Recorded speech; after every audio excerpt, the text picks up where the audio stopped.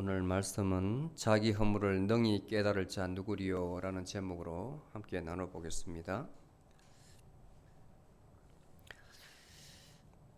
부모님과 자녀 관계에 있어서 부모님이 아무리 못났더라도 많이 배웠고 덜 배웠고 재산이 많고 적고 따라서 부모님은 그 자체가 부모님입니다. 그 중에 다는 그렇지 않겠지만 그래도 평균적인 부모님은 자기 아이를 참 귀하게 생각하고 부모님 계신 그 자체만으로 아이가 삐뚤지 않고 바르게 성장할 수가 있습니다. 그리고 아이는 그 인격이 형성될 때까지 부모님의 모습을 보기 때문에 흉내를 내지 않으려 해도 나중에 크면 또 위급함이 닥칠 때에 급한 일이 있을 때에 보면 자기 부모를 그대로 따라가요. 그래서 성경에 보면 로마서 8장에 보면 8장 15절 같은 데 보면 표현이 아주 정확한데 사람의 마음으로 났다면 육정으로 나고 몸으로 나고 사람의 뜻으로 오늘 우리 아기 낳자 이래가지고 사람의 뜻으로 이렇게 나지만 하나님의 뜻으로 난 자는 그렇지 않아요. 사람의 뜻으로 난 자와 하나님의 뜻으로 사람의 뜻으로 난 자는 성경에는 마귀의 자식이라고 그랬습니다. 마귀의 자식. 자기 갈 길로 다 가기 때문에. 근데 하나님께서 점지해 준다. 하나님께서 준 자녀는 하나님께서 키워 나가시는 거예요. 그 아이들도 자기 크면서 부모의 말을 순종하다가 어떤 나이가 되면 부모에게 반항을 하는데 그 반응이 정상적인 겁니다. 왜냐하면 일정한 나이가 되면 학교에 들어가거든요. 다른 친구들 보고 선생님도 보고 가르침을 받으면 부모가 반드시 옳지 않다는 것을 알아요. 우리 부모님 또 친구 집에 놀러 가서 친구님 부모님을 보면 서로 비교해 가지고 그 부모님한테 또 좋은 모습을 배우거든요. 또 우리 부모님이 좋기는 하지만 그래서 부모님이 어느 날 그렇지 않던 애가 반항을 해요. 부모님하고 이제 마찰이 생기는 거죠. 그래서 나중에 나는 저렇게 되지 않아야지 하지만 그 부모의 위치가 되면 그 아이도 그렇게 하고 있어요. 자기 부모가 하는 대로 자기가 정말 싫어서 저건 안 해야지 하는 그대로 하고 있다고. 그만큼 부모님의 위치가 아주 중요합니다. 아이들 성장하는 데에. 그래서 부모와 또는 부모 분리해가지고 자란 아이들 이렇게 성격이 참 많이 이렇게 틀려요. 이렇게 약간 편향되게 이렇게 보는 시각이 많아요. 사회에서도. 우리 신앙생활에서도 하나님은 우리를 자녀라고 했습니다. 종으로 하지 않고 참 부르기가 애매하잖아요. 하나님과 우리는 뭐라고 해야 되나? 피조물이라고 그러면 그렇잖아요. 어이 피조물 하면 좀 그렇잖아요. 그래서 하나님께서 또 다른 표현으로 우리 보고 슬레이브를 하면은 또 듣기에 좀 불편하지 않습니까? 근데 요한복음 1장 12절에 보면 하나님을 영접하는 자, 그 이름을 믿는 자에게는 하나님의 아들이 되는 권세를 주었다 이렇게 이야기를 합니다. 참 귀한 말이에요. 사람의 뜻으로 난 사람하고 하나님 뜻으로 난 사람하고 틀린데 하나님으로 뜻으로 난 사람은 반드시 때가 되면 하나님을 영접하게 되어 있습니다. 근데 그 사람에게 권세를 주었는데 무슨 권세를 주었냐면 하나님의 자녀가 되는 권세를 줬어요. 하나님의 자녀가 되는 권세. 바울은 한 걸음 더 나아가서 로마서 8장 15절에 보면 우리가 무서워하는 영을 받지 않고 이 잘 놀라는 영이 있어요. 겁이 많은 영이 있어요. 그 영을 받지 않고 양자의 영, 아들이 되는 영을 받았으니 그러니까 우리 입으로 아버지를 아바 아버지라 하느니라. 하나님께서 우리에게 영을 주셨는데 아들의 영을 주셨어요. 그래서 우리가 기도할 때에 하나님을 아버지라 부른다고 합니다. 그리고 갈라디아서 4장 6절에도 마찬가지예요. 우리에게 그 아들에게 하나님의 아들의 영을 줘서 우리 마음에 심어줘서 우리가 아바 아버지라 부를 수 있다. 그래서 성경에는 우리가 하나님을 아버지라고 부를 수 있는 그 근거는 하나님께서 우리에게 우리 마음에 그렇게 부를 수 있는 영을 심어줬다는 거예요. 참 감사하죠. 어떤 분들은 하나님을 아무리 믿으려고도 안 되는 사람이 있어요. 그 사람은 좀 미안한 이야기지만 우리 전통 기독교 교리로 말하거나 또 성경적으로 말하면 하나님께서 고개를 돌린 사람들입니다. 하나님께서 자기는 아무리 노력해도 되지 않고 또 삶 속에서 정말 누가 봐도 엉망으로 생각하는 사람, 생활하던 사람이 어느 날 갑자기 하나님께 돌아오는 사람은 그야말로 탕자가 허라방탕한 생활을 하다가 다 재산 까먹고 거지가 돼서 올 때에 그 아버지가 맨발로 가서 받아주듯이 그 사람도 하나님께서 품어주시는 거예요. 왜냐하면 하나님 뜻에 의해서 난 사람이기 때문에, 하나님 자녀이기 때문에. 우리가 이 가운데에서 함께 앉아서 예배드릴 수 있다는 것은 우리가 하나님 자녀라는 증거입니다. 아멘. 우리가 다 하나님 자녀예요. 마귀의 자녀가 아닙니다. 오늘 본문에서 우리가 부르는 하나님이 그러면 어디 계시냐? 어디 계시냐? 아무리 내가 기도할 때 불러도 나타나지 아니하시고 내가 음성 달라 해도 음성이 들리지도 않고 기도에 뭐 부탁이 있는데 구하라 그러면 다 주신다고 했는데 찾으면 찾을 것이요 두드리면 문이 열린다 했는데 왜 나에게는 그런 신통방통한 것이 안 일어나느냐? 원망하는 사람도 있을 거예요. 이 말씀 속에서 하나님께서 어떤 분이라는 것을 보여줍니다. 오늘 이 말씀으로 은혜를 많이 받으시기 바랍니다. 전반부에서는 하나님께서 우리가 이제 신학적으로는 자연계시라 그래요. 자연계시, 내추럴 디알로지 또는 내추럴 레벨레이션 이렇게 표현하는데 로마서 1장 19절 20절에 보면 바울이 이야기하는 거 똑같아요. 바울이 우리가 하나님이 없다는 사람이 참 많은데 이 세상을 봐라. 이 삼라만상을 볼 때 우주 만물을 볼 때 우리가 과연 인간으로서 또는 피조물로서 하나님이 없다고 핑계치 못한다고 그랬습니다. 로마서에서 똑같은 말이에요. 하늘이 하나님의 영광을 선포하고 궁창이 그 손으로 하신 일을 나타내는데 굉장히 비유적이거든. 2000년 전에 쓰여졌으니까 그 2000년 시편은 그 전에 그야말로 창세기 서절 욥기가 써졌을 때 그 무렵이니까 엄청 오래 전이잖아요. 그러니까 한 뭐 3000년 정도 되나요? 그때의 표현입니다. 하늘이 하나님의 영광을 선포하고 궁창이 그 손으로 하신 일을 나타내는도다. 여기서 하늘이라면 우주 전체를 이야기하는데 거기가 하나님의 영광을 선포한대요. 우리가 기도할 때에 하나님께 영광을 돌립니다. 이렇게 이야기하지 않습니까? 하나님의 영광이라는 것은 영광이란 말은 원래 히브리 뜻으로는 굉장히 무겁다는 뜻이에요. heavy in weight. 무게가 굉장히 무겁다는 거예요. 감히 우리가 말할 수 있는 표현할 수 있는 그게 아니에요. 다른 말로 현대어로 이해하면 to honor 아주 존경한다. 마음을 다해서 존경한다는 이 말이 되겠죠. to glorify, to honor. 그래서 하나님께 영광을 돌린다 이 말은 하나님의 실제 그분의 존재하심을 우리가 온 마음을 다해서 믿고 그분께 존귀를 드리는 거예요. 그분께 존귀함.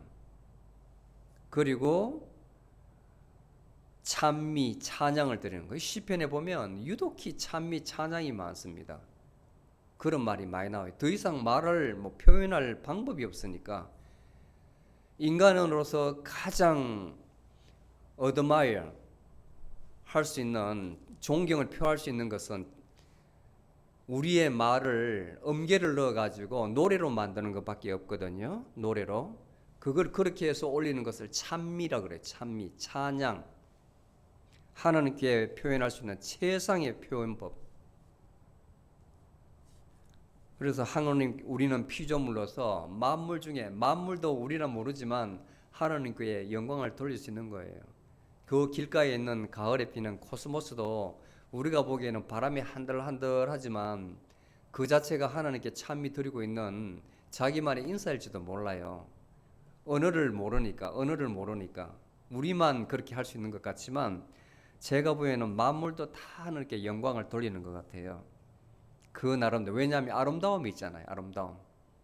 우리가 봐서 아름답다 하는 것은 하나님 보시기에도 아름답거든. 하나님 지으신 것 다 아름답거든요. 그래서 하늘이 하나님의 영광을 선포한다는 것은 하나님께서 이 우주 만물을 다 지으심을, 창조하심을 찬미한다는 거예요. 찬미한다는 것. 그리고 궁창이 그 손으로 하신, 궁창은 퍼마멘트라 그러는데 하늘 밑에, 그러니까 대기권에서 비가 내리는 고기까지입니다. 그 비가 내려야만 이 지구의 모든 생물이 살지 않습니까? 하나님께서 창조하실 때에 하늘과 궁창을 이렇게 나눴습니다. 물 아래와 물 위로. 그래서 궁창이 있어야 태양을 적절히 맞고 거기에 구름이 모여가지고 땅에 비를 내려야만 우리가 살 수 있거든요. 이 지구상에 태양이 있다면 수, 금, 지, 지구가 세 번째고 화, 목, 토, 천, 해, 명 이렇게 행성이 있어요. 이게 태양을 막 움직입니다. 나머지 보면 궁창이 없어요. 지구 외에는 태양 가까이 있는 수성 같은 경우는 뭐 사람이 살지를 못하겠죠. 가까워서 뜨거워서. 금성도 비너스도 마찬가지고 화성에는 우리가 탐사선을 보내지만 거의 바위밖에 없어요. 물도 없다고요. 왜냐하면 궁창이 없으니까 사람이 살지를 못합니다. 그래서 하나님께서 궁창 아래 그 밑에 지은 걸 보세요. 세상에는 모든 걸 한번 보십시오. 여러분들 막 산다고 자기 하는 일 그거밖에 안 보이지만 밤하늘에 별도 한번 보시라고요. 여러분들 감정이 메말라가지고 아무 감정도 별 봐도 내일 춥겠네, 뭐 비 오겠네, 그것만 관심이 있지. 아름답다는 그는 소녀적 마음이 다 굳어가지고 아무 감정이 없어 이제는. 그럴 때에 훌쩍 떠나가지고 로키 산맥 같은 데서 하늘을 보면 진짜 별이 쏟아질 것 같은 그런 아름다움이 있다고요. 자기 마음이거든요. 마음. 자기 집 앞에 내가 심지도 않은 선인장이 난다고 합시다. 이 텍사스에서. 그조차도 생각을 한번 해봐요. 왜 얘는 이렇게 생겼을까? 왜 이렇게 생겼을까? 그 다음에 흐르는 강물도 보세요. 강물도. 참 저는 이 TV를 보면 전 세계의 이제 모습을 보여주는 그런 프로그램이 있는데 저는 먹는 것하고 그쪽에 이제 강을 보거든. 강이 있어야만 이 타운이 형성이 되니까 물이 있어야 신비해요. 강이 있으면 사람이 모여들어서 타운이 이렇게 마을이 형성됩니다. 그 강이 어디서 나냐면 조그마한 샘에서 비가 오면 산에 막 뿌리면 산에 계곡이 있잖아요. 계곡에서 흘러내려서 갈 데 없으니까 전부 다 강으로 다 오는 거예요. 그래서 내려갈수록 강이 엄청 커지죠. 물을 많이 담아서. 그런데 그 강이 가만히 보면 결국은 그 물이 어디 가냐면 제일 낮은 데로 다 가요. 제일 낮은 데. 제일 낮은 데가 어디냐니까 바다예요. 바다. 바다는 전 세계의 물을 다 감고 있는 거예요. 거기서 교훈을 저는 많이 받는다고. 그 자연 속에서 교훈을 참 많이 받아요. 지구의 10분의 7이 바다 아닙니까? 그 바다는 참 밑에 있는데 모든 것을 다 품는 거예요. 모든 것을. 시작하는 저 위에 있는 것은 아주 작은 샘인데 엄청 커져가지고 바다에서 다 담고 있는 거예요. 이야, 저거 참 신비하다. 그리고 바다는 흘러보낼 데가 없지 않습니까? 그러니까 태양을 많이 표면적이 넓어가지고 전부 다 정발하는 거예요. 정발해서 구름으로 만들어야 먹구름이 오면 그게 또 비가 되는 거예요. 자연의 이 원리가 과학자들은 그 원리를 밝혀내지만 누가 만들었냐 이겁니다. 누가. 그래서 궁창이 그 손으로 하신 일을 나타내노다. 하나님께서 그의 손, 궁창을 보면 이 안이 우리가 살고 있는 이 삼라만상을 보면 하나님께서 그 손으로 하신 일을 다 보여준다는 거예요. 신통하죠. 그래서 신학자들이 그 인텔리전트 디자인이라 해서 지적 설계, 이것은 분명히 누군가가 우주를 정밀하게 아주 1초도 틀림이 없이 설계를 했다. 그 우리 용어로는, 신학 용어로는 인텔리전트 디자인이라 해요. 많은 사람들이 믿지 않는 사람도 있지만 하나님 믿지 않는 사람은 이걸 안 믿겠죠. 기계적으로 움직인다고 보니까. 그런데 누군가의 계시기 때문에 이러한 작품이 있지, 그렇지 않으면 그렇지 않아요. 이렇게 만들 수가 없어요. 사람을 보세요. 사람 한 사람 봐도 얼마나 정교합니까? 과학자들은 또 의학자들은 병 들었을 때 그 부분만 보지 사람이 왜 이렇게 만들어졌는 걸 알지 못해요. 자기 보고 싶은 그 부분만 보는 것이지 얼마나 사람이 오묘하게 지어졌습니까?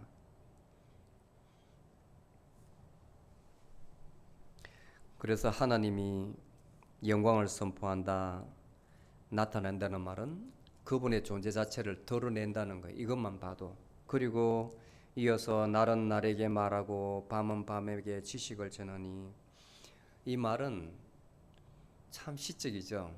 이러한 나타내심이 끊임이 없다는 거예요. 끊임이. 밤에는 밤대로 하나님께서 아름다움을 주시고 낮은 낮대로 하나님께서 그분의 작품을 다 드러내셨다 이 말씀입니다. 하나님의 지으시고 이 땅에 그분을 드러내시는 섭리의 그 개념은 중단함이 없다는 거예요. 이 시간에도 계속 일어나고 있다는 거예요. 이 시간에도.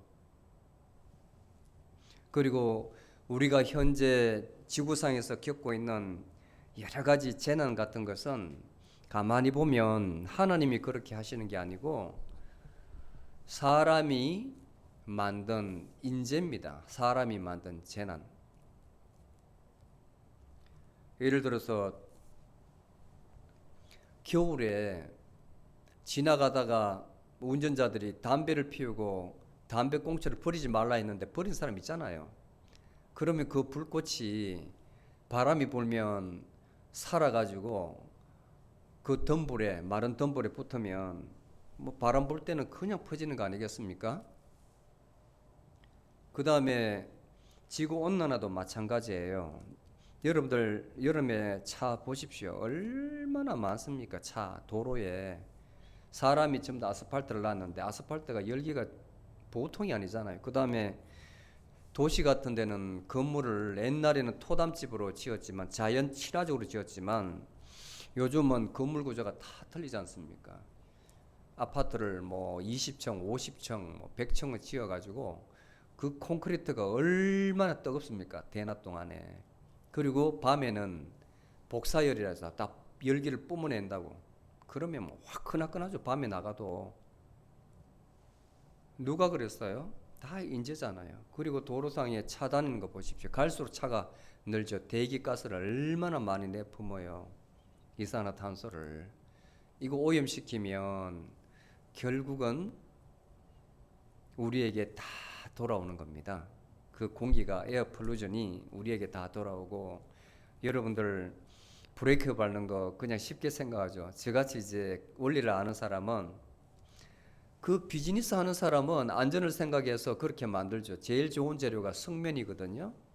다른 것은 하면 사람들이 브레이크 밟는 습관이 다 틀려요. 저기 가다 미리 다다 이렇게 작게 팍 밟는 사람이 있고 한 번만에 팍 밟는 사람이 있고, 제각기 브레이크 이 밸런스 습관이 다 틀려요. 그때에 브레이크 패드라고 있는데 그게 드럼에 딱 이렇게 붙어서 계속 잘 달리면 그게 마모가 돼요. 마모가 성면이 마모가 돼요. 그래서 어느 정도 다 달으면 소리가 나고 교체해주고 그렇게 하는데 그 재료가 뭐냐면 성면인데 그 성면이 바로 암을 유발하는 인자입니다. 암을 유발해요. 눈에 보이진 않지만 그 성면가루가 엄청 날려다니거든요. 차 대수를 보세요. 차 한 대마다 그게 8개가 있는데 차 한 대마다 8개가 물려 있는데 트럭 같은 데는 더 많지 않습니까? 재난은 하나님이 만드신 게 아니고 우리 인간이 만든 거다. 하나님께서는 그분이 이렇게 계시다는 것을 끊임없이 낮에는 낮대로 밤은 밤대로 계속 우리에게 말씀하신다. 그리고 거기에는 말이 없고 언어가 없으며 들리는 소리가 없으니 자연에는 불평불만이 없어요. 사람은 뭐가 좋으면 좋다고 이야기하고 싫으면 싫다고 궁시렁궁시렁거리잖아요. 불평불만하잖아요. 이 자연은 그 자체로 그냥 있어요. 말이 없어요. 언어가 없다. 언어 도단, 말이 다 끊겨 있어요. 심행처멸, 마음 가는 것도 없고 그냥 그 자체로 가만히 하나님이 지으신 대로 자기 역할만 하고 있습니다. 강은 강대로 흐르면 되는 것이고 산은 산대로 있으면서 사시사철마다 꽃을 피우고 나무를 길러주고 물을 머금고 그런 역할을 하면 되고 고기는 바다에 있으면 되고 자기 있을 자리에 그대로 있으면 되는데 사람만 설치된다고요. 있을 자리 안 있을 자리 다 해주고 다닌다고. 이제는 21세기 들었으니까 우리 지구상에만 있을 게 아니다. 막 남의 나라 땅에 간다, 화성에 간다고 막 쏘아 올리잖아요. 또 달에도 막 쏘아 올려가지고 가잖아요. 거기 또 쓰레기를 얼마나 많이 방치하는지 다 탐사하고 놔둬버리거든요. 우주의 미하로 그 큰 탐사선을 버려버린다고. 우주를 다 오염시키는 거예요. 인간은 그렇게 호기심이 많습니다. 호기심이. 나중에는 어떻게 될지 모르지만 하나님께서 만드신 그 작품은 말이 없고 언어가 없고 들리는 소리도 없다. 그렇지만 다 안다는 거예요. 우리가 왜 굉장히 친한 친구는 이심전심이라 해가지고 말을 안 해도 아는 게 있잖아요.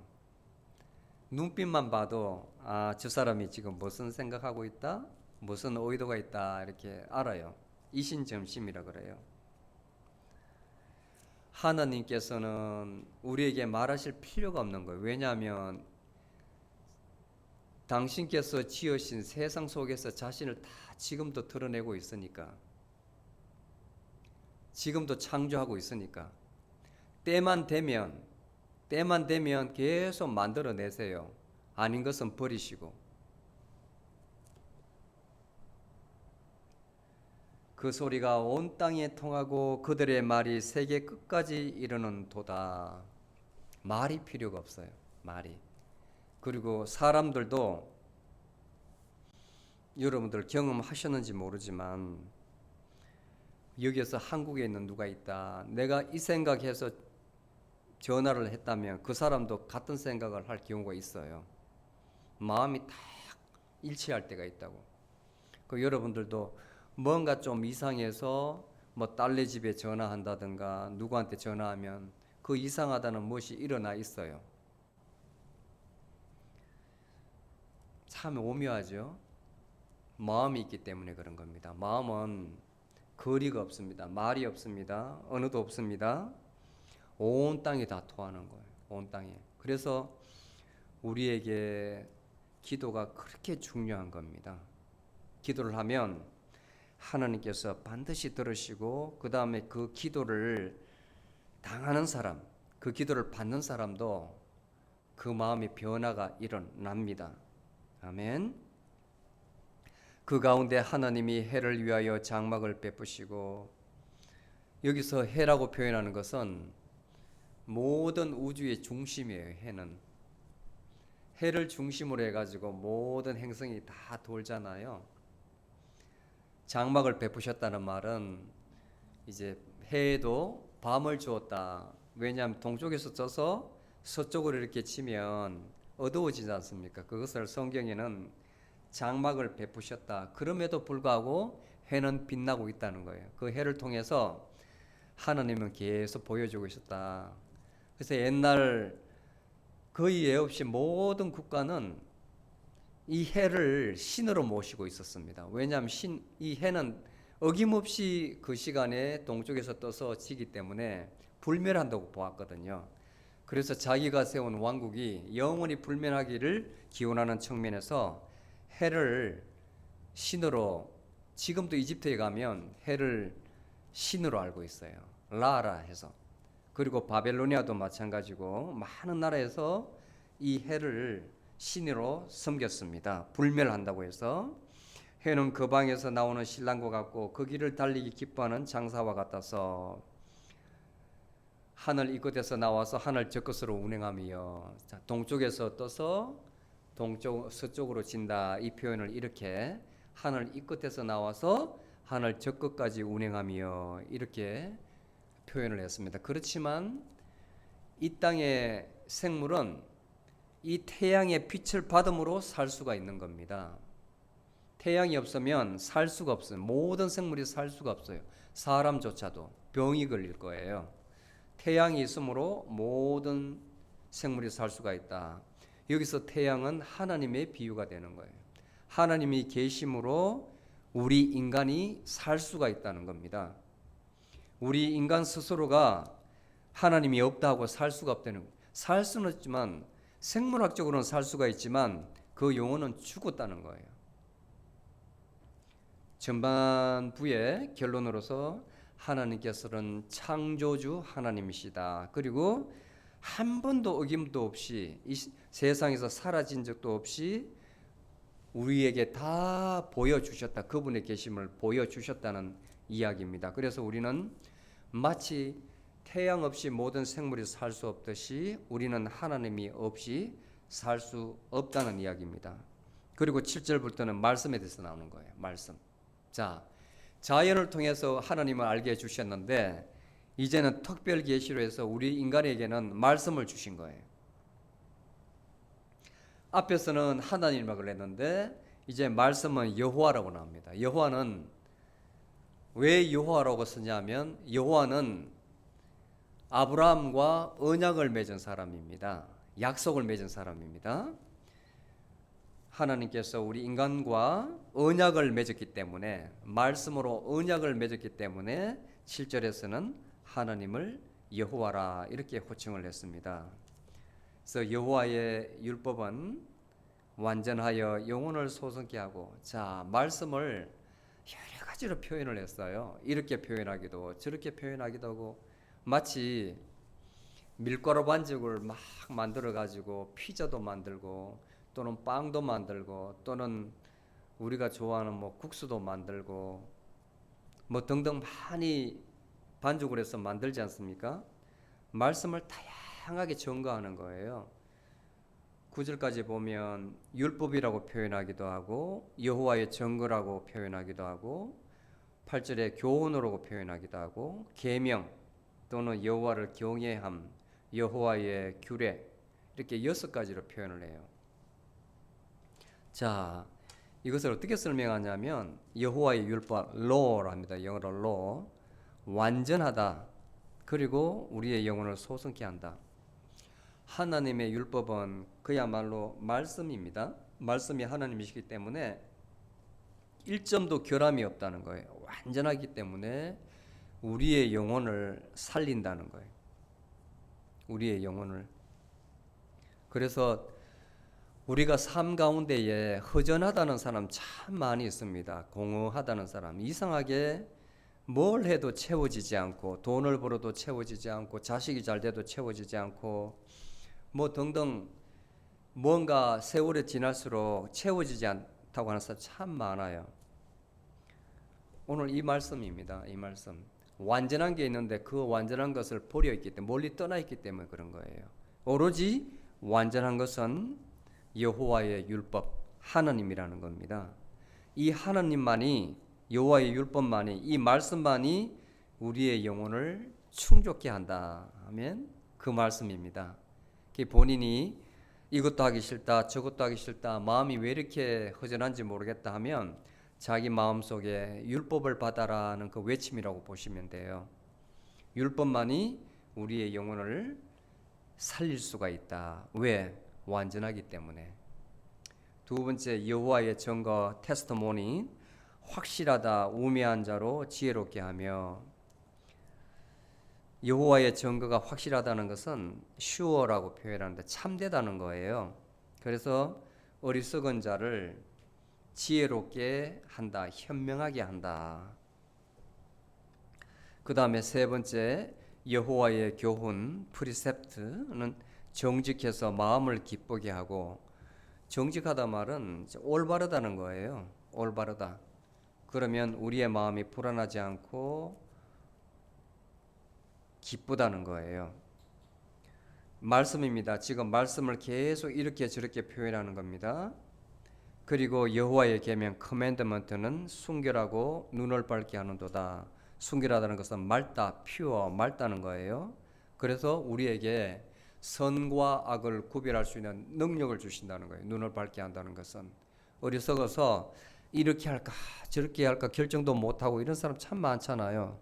그런데 하나님의 계명은 우리의 눈을, 마음의 눈을, 심안을 밝혀서 선과 악을 밝히는 영적인 지식을 주신다는 말씀입니다. 그리고 여호와를 경외함, the fear of the Lord. 여호와를 경외한다는 것은 클린하고 정결하고 영혼까지 이루고, 이 말씀은 여호와를 경외한다는 그 마음은 우리가 세상 끝날까지 지켜야 할 인간의 도다, 사람이 걸어가야 할 길이다, 영원한 길이다는 겁니다. 그래서 전도서 12장 13절에 보면 마땅히 사람이 지켜야 할 의무가 뭐라고 그랬습니까? 여호와를 경외하는 것과 그의 계명을 지키는 것이 사람의 마땅한 본분이다 고 이야기했습니다. 사람이라면 사람이 걸어가야 될 길은 하나님을 경외하는 것입니다. 마지막으로 여호와의 규례는 진실하여 다 어렵다. 하나의 틀림은 모든 진리의 표준이라는 거예요. 그래서 표준이기 때문에 어렵다는 거죠. 결론적으로 여호와의 율법은 6가지로 표현했는데 질적으로는 하나님께서 주셨으므로 모든 것이 다 어렵다. 하나님 이 말씀, 우리에게 주신 말씀은 질적으로는 모든 것이 다 어렵다. 그리고 양적으로는 이 모든 율법, 창세기부터 레벨레이션까지 다 옳다는 거예요. 지킬 만한 것이다. 지켜야 된다는 것입니다. 다시 말씀드리면 질적으로는 하나님께로부터 나왔으므로 어렵고, 양적으로는 모든 율법, 모든 말씀이 다 올바르다는 것입니다. 그러니까 시편 기자가 고백을 합니다. 이 말씀들이 금 곧 많은 정금보다 더 사모할 것이며 꿀과 송이꿀보다 더 달도다. 당시에 화폐가 없었기 때문에 이 금보다 귀한 게 없었습니다. 이 말씀이 정금보다 더 귀하다는 거예요. 더 사모해야 된다는 거예요. 많은 사람들이 오늘날 세상에 돈을 사모하지 않습니까? 사랑하지 않습니까? 많은 정금보다 이 말씀을 더 사모해야 된다. 그리고 이 말씀이 꿀송이보다 더 달다고 시편 기자는 이야기했습니다. 왜냐하면 그 앞에 다 말했잖아요. 내 영혼을 살리고 확실하고 지혜롭게 하고 마음을 기쁘게 하고 순결하게 하고 눈을 밝게 하고 등등등. 그러니까 세상의 어떤 것보다 귀하다는 겁니다. 그래서 우리는 이로써 이 말씀으로 징계를 받고, 징계를 받는다는 것은 말씀으로 내가 가야 될 길과 가지 말아야 될 길을 구분하고, 가지 말아야 될 길을 갔다면 징계를 받는다, 돌아와야 된다는 거예요. 그렇게 함으로써 이 땅에서 상급이 크다는 거예요. 아멘. 자, 믿음으로 어렵게 된다는 그것과는 대비가 되죠. 믿음으로 우리가 구원을 받는다. 여기는 올바르게 말씀을 지켜야 된다. 행위로 해야 된다. 대비되는 것 같지만 여러분이 알아두셔야 될 것은 상급입니다. 상급. 여러분들이 말씀을 잘 지킨다는 것은 구원받는다는 그 말씀이 아니라 상급을 많이 크게 쌓는다는 의미입니다. 여러분들 예수 그리스도를 믿음으로 말미암아 구원을 받았습니다. 받았다면 이제는 하나님 말씀을 정금보다 더 귀하게 여기고 꿀송이보다 더 달게 받아서 하늘의 큰 상급을 그 말씀을 지킴으로 말미암아 상급을 많이 쌓으시기 바랍니다. 그리고 마지막으로 이제 깨달은 자가 이제 고백을 하는 거예요. 자연을 통해서 하나님을 깨닫고 보고 그 다음에 또 말씀을 받아서 말씀을 통해서 우리 영혼을 살리시고 또 우리를 지혜롭게 하시고 눈도 밝게 하시고 그 다음에 우리 인간이 마땅히 걸어가야 될 길을 보여주시고 우리를 의롭게 하시는 그게 너무 감사한 거예요. 그리고 혼자 독백을 하는 겁니다. 누가 능히 자기 허물을 깨달으여.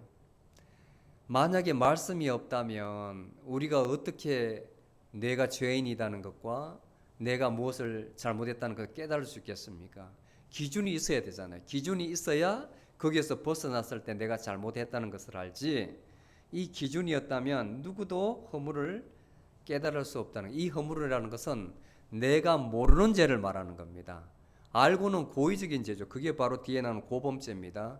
내가 알고도 뻔뻔하게 짓는 죄를 고범죄라 하는데 이거는 정말 용서받을 죄 중에 하나인데 여기서 허물은 뭐냐면 내가 모르고 짓는 죄. 가르침을 받은 적이 없기 때문에 그렇게 하고도 내가 잘못된 줄 모르는 거예요. 그래서 누가 능히 자기 허물을 깨달으여 이렇게 독백을 하는 거예요. 나를 숨은 허물에서 깨끗하게 하옵소서. 내가 모르고 지은 죄 중에서 여호와 하나님 나를 깨끗하게 하여 주시옵소서. 또 주의 종으로 고범죄를 짓지 말게 하사 그 죄가 나를 주장치 못하게 하소서. 내가 교만해가지고 하나님 없다 해서 내 마음대로 하는 게 아주 뻔뻔스러운 죄를 고범죄라고 합니다. 근데 이게 습관화되면 그 습관에서 벗어나지 못해서 계속 동일죄를 저지르거든요. 그래서 그 죄가 나를 확 올가매지 못하도록 하게 하옵소서. 그리하시면 내가 완전하게 큰 범죄에서 벗어나겠나이다. 그리고 마지막 멋진 말을 주십니다. 나의 반석이요 나의 대속주이신 여호와여, 내 입의 말과 내 마음의 묵상이 주 앞에 연락되기를 원하나이다. 한마디로 말하면 하나님이시여, 내 기도가, 내 마음의 묵상이 뭐겠어요? 내 마음에 생각하는 것이 밖으로 나오는 것이 기도 아닙니까? 내 기도가 하나님께 받아지기를 원하나이다. 내가 이제 이 자연 만물 중에서 하나님 계신 줄 알게 되었고 또 말씀을 통해서 날마다 내 영혼이 살아나는 것을 감사하오니 이제는 하나님의 법도에서 벗어나서 죄를 지지 않게 나를 하나님께서 주장하여 주시옵소서. 나의 이 기도가 하나님께 연락되기를 원하나이다. 이렇게 기도하는 겁니다. 아멘. 여러분도 날마다 말씀을 보실 때에 이렇게 마지막 14절을 외우세요. 여러분 기도가 되게 하세요. 기도 꼭 하시고 반석이시여 나의 구속주 되시는 여호와 아버지 하나님이시여, 내 입의 말과 나의 마음의 묵상이 주 앞에 연락되기를 원하나이다. 이렇게 기도하십시오. 아멘.